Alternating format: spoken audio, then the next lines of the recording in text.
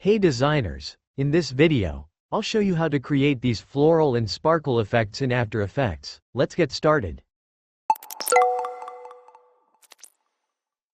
First, open After Effects and select the polygon tool, then draw a diamond shape.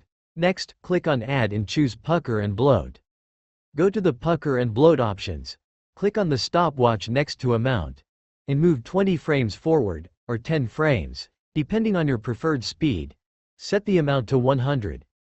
Preview the animation to see your floral effect in action. To make it loop continuously, hold the Alt key on your keyboard and click on the stopwatch next to Amount. Write loop out parentheses and inside it write ping pong in quotation marks.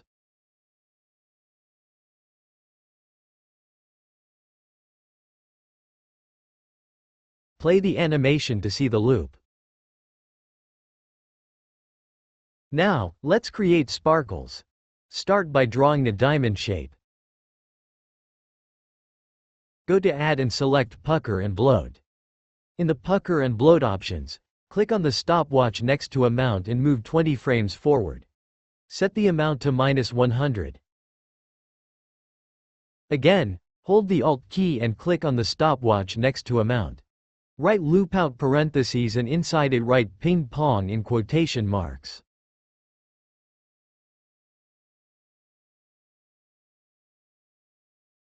Play the animation, and your sparkle effect is complete. If you found this video helpful, like it, comment on it, and subscribe to Ace Designs for more tutorials and tips like this.